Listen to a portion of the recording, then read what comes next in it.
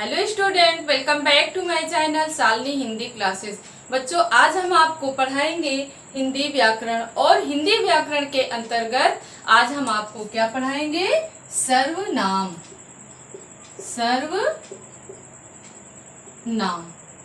आइए जानते हैं हम सर्वनाम किसे कहते हैं और सर्वनाम के कितने भेद होते हैं। जो सर्वनाम के भेद आपके एग्जाम में पूछे जाते हैं कि संज्ञा के कितने भेद होते हैं, सर्वनाम के कितने भेद होते हैं, विशेषण के कितने भेद होते हैं, इस प्रकार आपके एग्जाम में क्वेश्चन आते हैं। तो आज हम आपको ऐसी ट्रिक बताएंगे कि जिससे कि आप सर्वनाम के भेद अपनी जिंदगी में कभी नहीं भूलोगे, आपको याद भी नहीं करना पड़ेगा और आप इस ट्रिक के माध्यम से ये जान जाएंगे कि सर्वनाम के कितने भेद होते हैं। पर इसके लिए आपको मेरा वीडियो शुरू से अंत तक देखना होगा। तो सबसे पहले हम जानेंगे कि सर्वनाम की क्या परिभाषा होती है और उसके बाद हम फिर आपको बताएंगे ऐसी ट्रिक जिससे कि आप कभी नहीं भूलोगे सर्वनाम के कितने भेद होते हैं।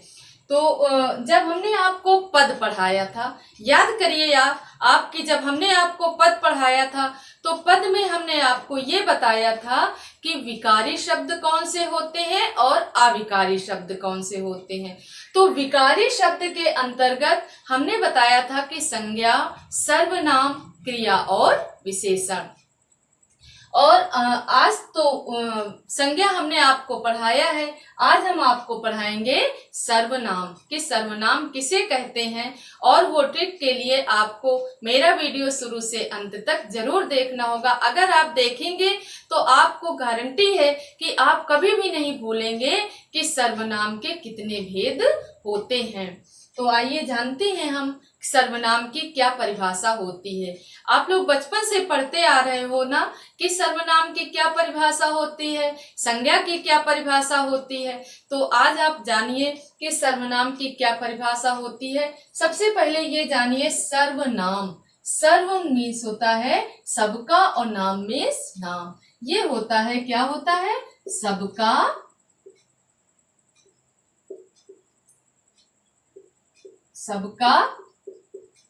नाम। ये सबका नाम ही होता है सर्वनाम।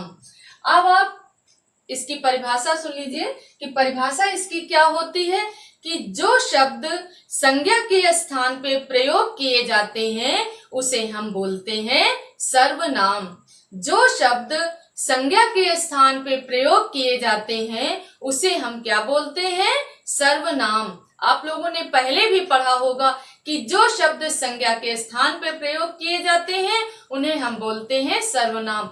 तो वो कौन से शब्द हैं जो संज्ञा के स्थान पे, मतलब जो सारे शब्द जैसे मैं, हम, तुम, वह, यह आदि, ये जो होते हैं ये संज्ञा के स्थान पे प्रयोग किए जाते हैं।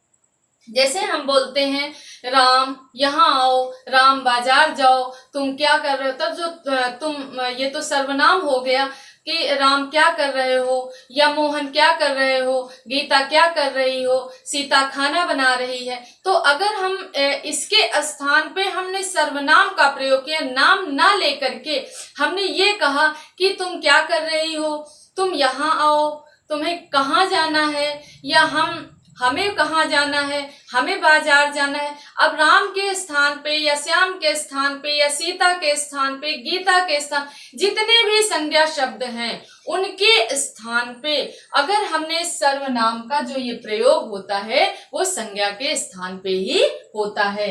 उदाहरण के लिए आप जानिए कौन से होते हैं। जैसे मैं, हम, तुम, यह, वो आदि, ये जो होते हैं बच्चों ये होते हैं हमारे सर्वनाम। इनका प्रयोग हम संज्ञा के स्थान पे करते हैं।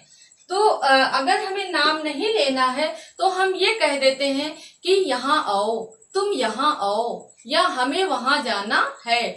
इस प्रकार हम सर्वनाम का प्रयोग करते हैं। अब आपको ये परिभाषा आपको समझ में आ गई कि जो शब्द संज्ञा के स्थान पे प्रयोग किए जाते हैं उसे हम सर्वनाम बोलते हैं या उन्हें हम सर्वनाम कहते हैं।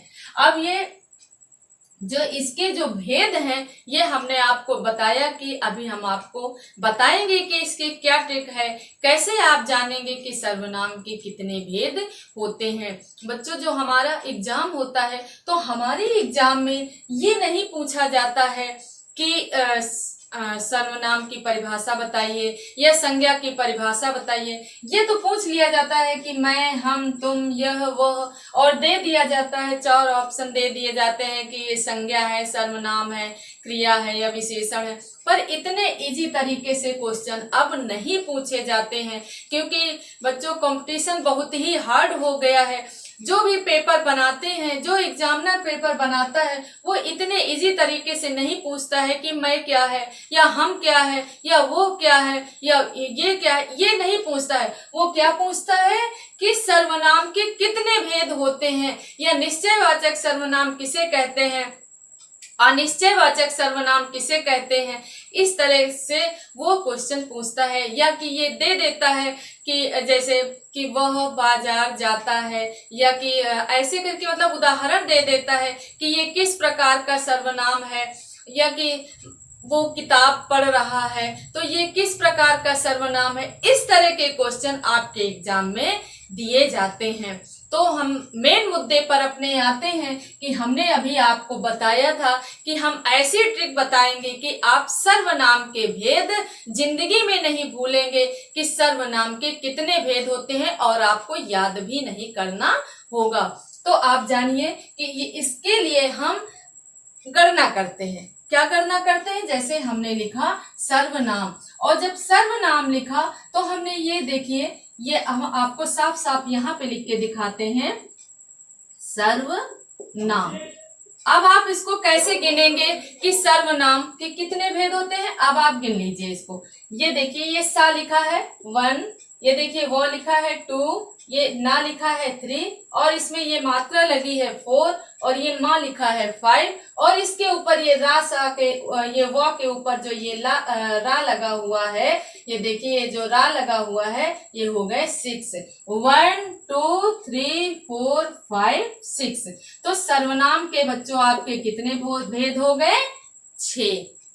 कितने भेद हो गए? 6। अब आपने गणना किया ना, लगी ना अच्छी ट्रिक, समझ में आया ना? अब आपको याद नहीं करना पड़ेगा ना, बस आप इतना ध्यान रखिए कि जब आपके एग्जाम में आए और लिखा रहे कि सर्वनाम के कितने भेद होते हैं, आप उसको तुरंत गिन लीजिए 1 2 3 4 5 6। समझ में आ गया कि सर्वनाम के कितने भेद होते हैं? हुए ना 6 भेद? बताया किसी ने आपको ऐसे सर्वनाम के आप कैसे इसको गिनते हैं?